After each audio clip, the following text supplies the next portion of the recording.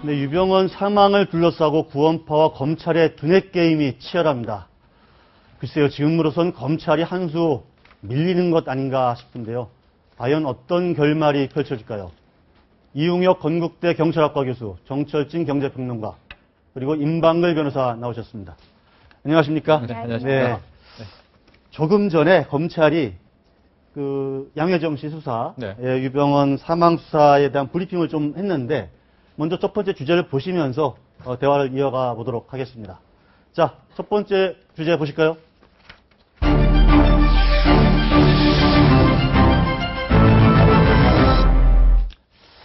네, 일단 잡근안이 모두 깃털이다. 나는 모른다.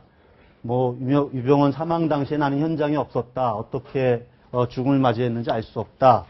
되게 지금 검찰 조사를 받고 있는 사람들이 다 그런 얘기를 하고 있는 거 아니겠습니까? 이게 뭘까요? 일단 어떤 짜여진 무슨 구도 하에서 각 현재 그 검거 내지 자수한 사람들이 얘기를 하고 있는 건지 짜맞힌 어떤 구도에 의해서. 네, 큰 틀에서 보면은 이것이 그 양심의 가책에 근거한 또는 네. 죄를 뉘우쳐서 한 진정한 의미의 자수라고 보기 상당히 어렵겠죠. 예. 그 시간까지도 사실은 마치 그 시계를 맞춰놓은 것처럼 6시 반에 다 자수를 한 점이라든가. 예. 또 자수하기 직전에 왜 그런가는 상당히 의혹인데 매체와 인터뷰를 자초해서 여러 가지 그 이야기 하고 싶은 이야기를 남기려고 했던 점들. 또 어제 그 귀가 지금 나오는 것 같아요. 예, 어제 귀가하는 장면이죠. 예, 귀가하는 그 과정에서 보면 느닷없이 남자 둘인가요? 이렇게 등장을 해갖고. 예. 친척, 저분 말이죠. 예. 친척이라고 얘기를 하는데. 예. 친척치고는 어떤 완력을 사용한다든가. 라고 하는 점이 그냥 우리의 어떤, 보통 상식의 의미에서 친척이라고 보기에는 상당히 조금 이상하다.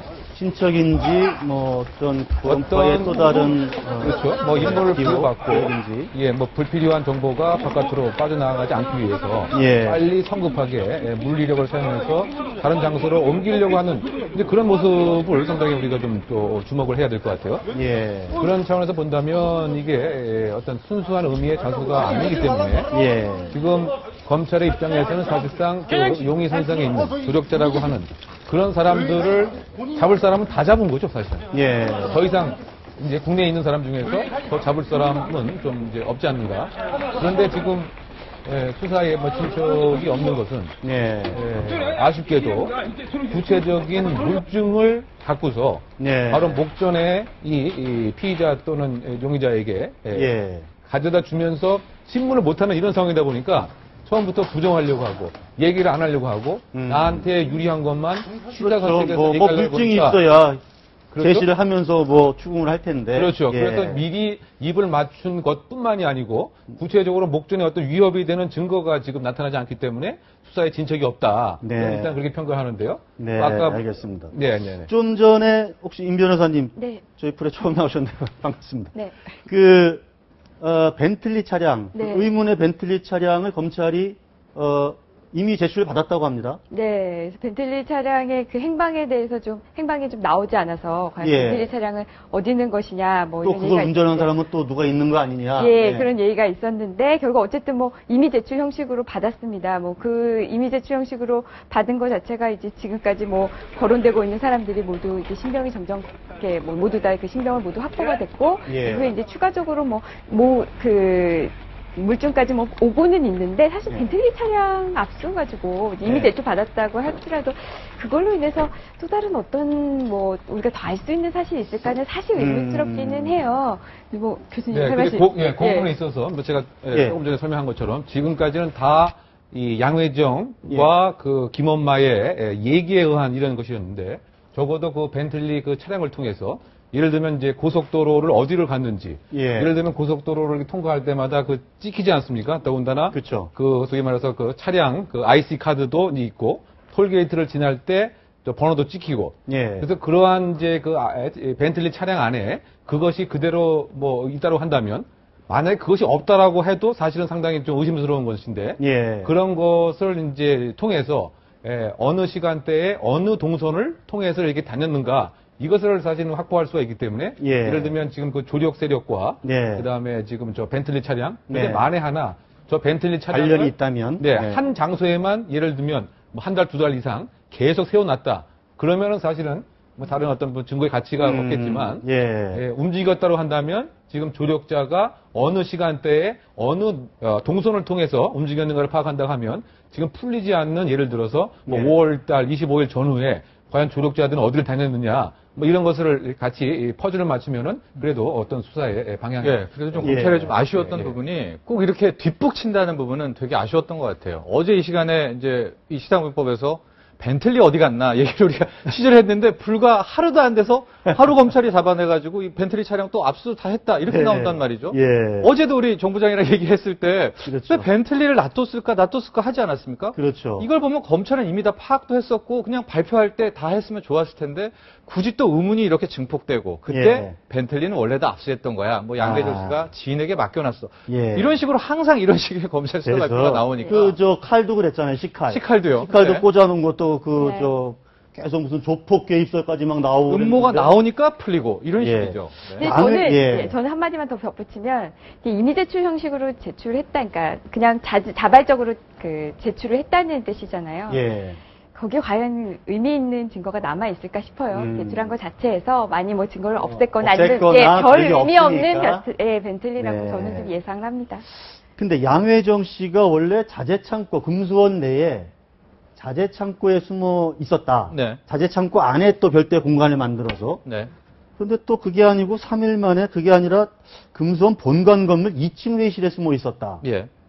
이렇게 진술이 좀 바뀌고 있어요. 바뀌고 있습니다. 이제 좀 양회정 씨가 과연 유병헌 씨 시신이 이제 뭐 가짜냐 진짜냐의 음모론 다음에 나오는 게 자살이냐 타살이냐 자연사 아닙니까?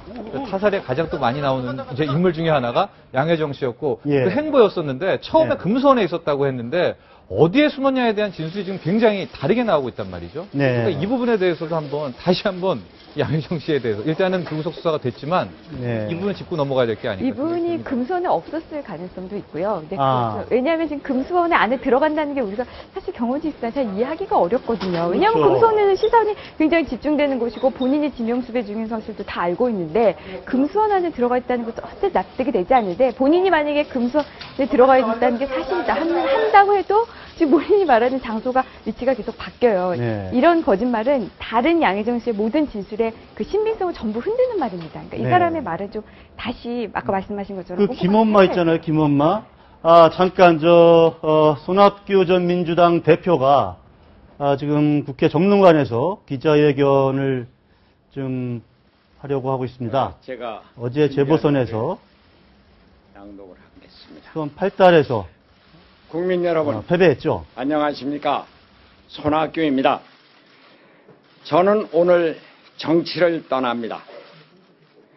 손학규가 정치를 그만두는 것이 무슨 대단한 일이겠습니까만 그동안 저와 함께 기쁨과 슬픔을 함께한 동지들, 어려운 상황마다 도움을 주셨던 지지자 여러분, 그리고 분에 넘치는 사랑을 주셨던 국민 여러분께 인사를 드리고 떠나는 것이 도리라 생각해서 이 자리에 섰습니다. 정치인은 선거로 말해야 한다는 것이 저의 오랜 신념입니다. 저는 이번 730 재보선에서 유권자들의 선택을 받지 못했습니다. 그 뜻을 겸허히 받아들이고자 합니다. 저 자신의 정치력 역할에 대한 국민들의 판단이고 민주당을 비롯한 한국 정치의 변화에 대한 국민의 여망이라고 보았기 때문입니다. 1993년 정치에 입문한 이래 분에 넘치는 국민의 사랑과 기대를 받았습니다. 2007년 한나라당을 탈당하여 시베리아 땅으로 나선 이래 민주당과 함께한 저의 정치 역정은 순탄치는 않았지만 보람 있는 여정이었습니다. 민주당에 대한 새정치 국민회의에 대한 저의 사랑을 다시 한번 고백합니다. 정치인은 들고 날 때가 분명해야 한다는 것이 저의 평소 생각입니다. 순리대로 살아야 한다는 것, 또한 저희 생활 철학입니다. 지금은 제가 물러나는 것이 순리라고 생각합니다. 지금은 제가 물러나는 것이 순리라고 생각했습니다. 책임 정치의 자세에서 그렇고 또 민주당과 한국 정치의 변화와 혁신이라는 차원에서 그렇습니다. 국민 여러분께 함께 잘 사는 나라를 만들어 저녁이 있는 삶을 돌려드린다는 약속을 지키지 못해 송구스럽습니다. 떳떳하게 일하고 당당하게 누리는 세상, 모두 함께 일하고 일한 만큼 모두가 소외받지 않고 나누는 세상, 그러한 대한민국을 만들려 했던 저의 꿈을 이제 접습니다. 능력도 안 되면서 짊어지고 가려 했던 모든 짐들을 이제 내려놓습니다. 그동안 정치 생활을 통해서 얻었던 보람은 고이 간직하고 아쉬움은 뒤로 하고 떠나려 합니다. 오늘 이 시간부터 시민의 한 사람으로 돌아가 성실하게 살아가겠습니다.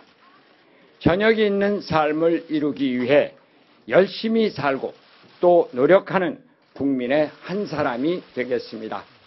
감사합니다. 네. 네, 손학규 전 민주당 대표가 오늘 정계 은퇴 선언을 했습니다. 어제 치러진 730 재보선 수원 8달에 출마를 했었죠. 수원 8달이 원래는 야당이 약세 지역, 취약 지역이거든요. 그동안에 한 번도 야당 성향 의원을 배출하지 못했던 곳이고, 어쨌든 힘든 지역에 가서 싸웠는데 정치 신인인 김영남 후보에게 7.8% 정도의 득표 차로 낙선을 했습니다. 아주 충격적인 패배를 했는데, 왜냐하면 손학규 전 대표는 어찌됐든 아까도 말씀하셨지만 1993년에 아마 제 기억은 경기 광명의 보궐선거로 아마 당선이 됐고 재선도 했고 그다음에 보건복지부 장관도 했고 경기지사도 했고, 사실 이제 2007년에 당시 이제 한나라당 대선 후보 경선에 뛰어들려고 하다가 중간에 탈당을 했죠. 그렇지만 이제 야당 지금 민주당으로 왔는데 거기에서 두 차례 대선 후보로 나가려고 했지만 두 번 다 사실은 경선에서 좀 떨어졌고, 그렇지만 어쨌든 천당위의 분당이라고 하는 분당 재보선에서 당선이 됐었고, 사실은 그래서 재보선의 사나이다 뭐 이런 얘기도 좀 들었거든요. 그래서 이번 재보선 때 한번 정치적 어떤 도약을 다시 한번 모색을 했는데 어쨌든 결과가 좋지 않아서 오늘 깔끔하게 아마 정계를 떠나는 걸로 마음을 굳힌 것 같습니다. 아마 오늘 제가 듣기로는 오늘 아침에 측근 의원인 신하경 의원한테 좀 가까운 의원들을 좀 모아달라. 그래서 여기도 가실이라는 식당에서 13명의 의원들이 모였고요. 그 자리에서 정치인으로서 내 역할은 끝난 것 같다. 다른 방향에서 국가에 도움되는 일을 하겠다. 이렇게 입장을 밝히고 지금 바로 조금 전에 정계 은퇴를 선언을 했습니다. 네. 어쨌든 그 저녁이 있는 삶이라고 하는 이 레토릭 자체가 그 많은 어떤 그 소시민의 가슴을 이렇게 좀 울려주는 그와 같은 어떤 것에 상당히 좀 관심 많이 가졌던 분이라고 저는 개인적으로 생각하고요. 또 어떤 그 지금 이 정치적 어떤 소외를 여러 가지 감사한다. 더군다나 저는 주목할 것이 지금은 떠날 때다. 변화에 어떤 수용을 한다. 라고 이제 말씀하셨기 때문에 지금은 그렇지만 또 향후 나름대로 또 여러 가지 또 생각을 하고 계시지 않을까. 저희가 지금 저 유병원 사망 미스터리 관련 지금 대화를 나누고 있는데요. 잠시 뒤에 우리 나대로 화백 그리고 박찬종 변호사와 함께 730 재보선 후폭풍에 대해서 계속 이야기를 나눠보도록 하겠습니다. 저희들은 다시 본론으로 돌아가시죠.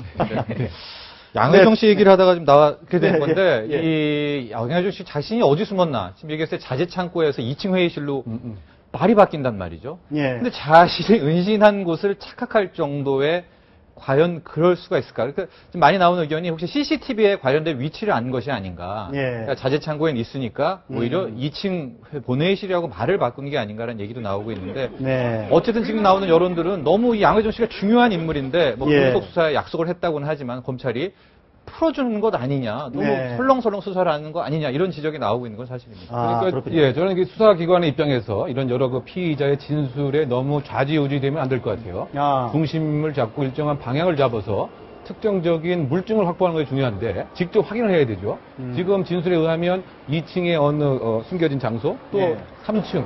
그러니까 실제로 한번 가볼 필요가 있는 거죠. 그렇죠. 가서 필요하면 압수수색도 해서 거기에 혹시 떨어져 있는 다른 증거라든가 뭐 관련된 것도 확인을 해보고 네. 정말 진술한 대로 그와 같은 모양새로 비밀 공간이 있는 것인지 있는지. 또 3층의 위치가 맞는 것인지 이것을 말로만 듣지 말고 직접 수사기관의 눈과 시각으로 검증하고 확인하는 것이 필요하다고 보입니다. 김엄마가 원래 자기는 돈 받은 게 없다. 네. 그렇게 얘기를 했었는데 7천만 원이 든 통장을 검찰에 제출했다고 해요? 네, 오늘 나온 자료, 오늘 같이 이제 나온 거 검찰 벤틀리 비서에서, 하면서요. 예, 네. 예, 그렇습니다. 아, 벤틀리도 제출하고 통장도 제출하고 이게 전부인지는 또 알 수 없는 거죠. 돈가방도 아직 안 풀린 거죠. 그러니까요. 4번, 5번 이게 있으니까 1, 2, 3번 돈가방은 100% 있는 거거든요. 6, 7번은 예. 몰라도 그것도 지금 어디 있는지 밝혀지지 않은 상태. 네. 그러니까 이제 그 부분이 상당히 돈을 줬다, 안 줬다라고 하고 이렇게 네. 진술이 엇갈린다는 것은 이제 누구 말이 맞느냐 이것을 떠나서 큰 틀에서 조망을 하면 어쨌든 돈이 문제가 됐다라고 하는 이제 그 사실이거든요. 예. 그러다 본다면 이것이